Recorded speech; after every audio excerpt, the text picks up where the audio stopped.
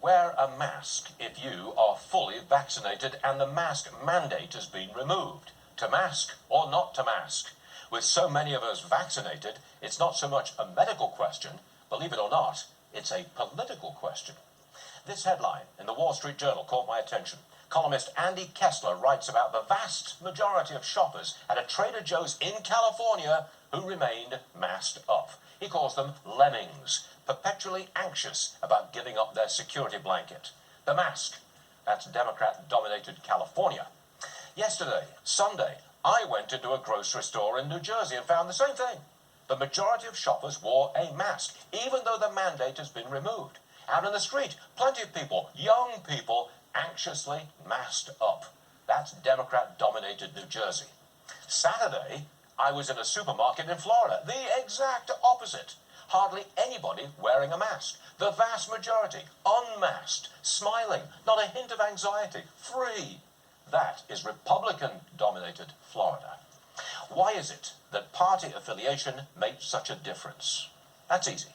Throughout the pandemic, Democrats raised the anxiety level, always warning about the dangers of a new variant or a spike if we let our guard down. The left wanted you under control, so they kept the restrictions in place. Democrats are hanging on to their anxiety. There is one more thing I want to mention here. A very, very distant relative of mine who lives in California still wears a mask. Why? Because this person hates Trump and thinks that going maskless is a sign you are a Republican. Not scared of COVID, no. Scared of being considered a Republican. No further comment required.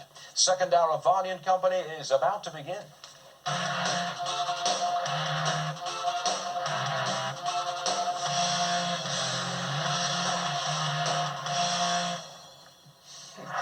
Lisa Boothe, there she is. Welcome back, Lisa Boothe. Long time no see.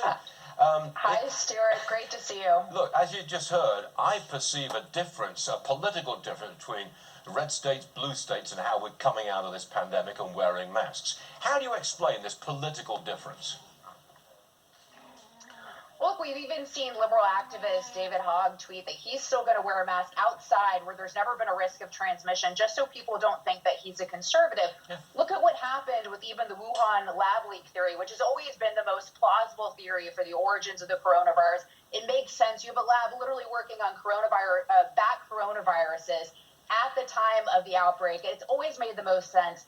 Yet that was shut down by big tech, the media, and the left, simply because it was President Trump that had raised that point, as well as Senator Tom Cotton. So for political purposes, which really begs the question, what other critical information has been suppressed or shut down over the past year? Is it ivermectin? Is it things like hydroxychloroquine?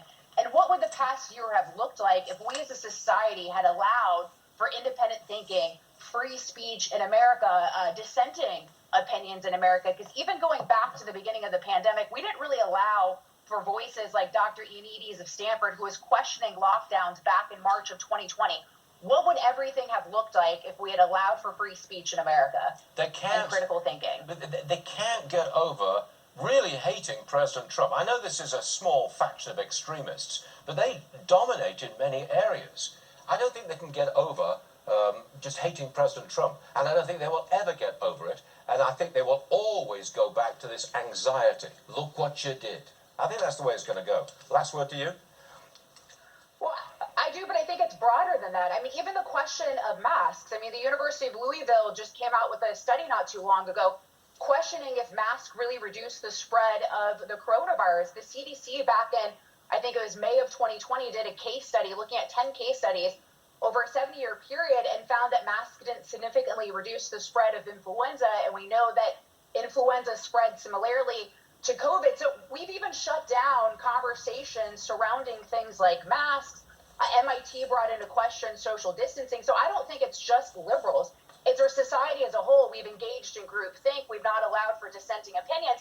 And we've shut down conversations, even if there's legitimate studies, legitimate information, questioning some of the theater that we've engaged in as a society. I think to make people feel safe, did it really have an impact? We know lockdowns didn't work. So what else hasn't really worked, and why aren't we having those conversations as a society? Good one. Lisa, I think you moved to Florida, didn't you, since the last time I saw you?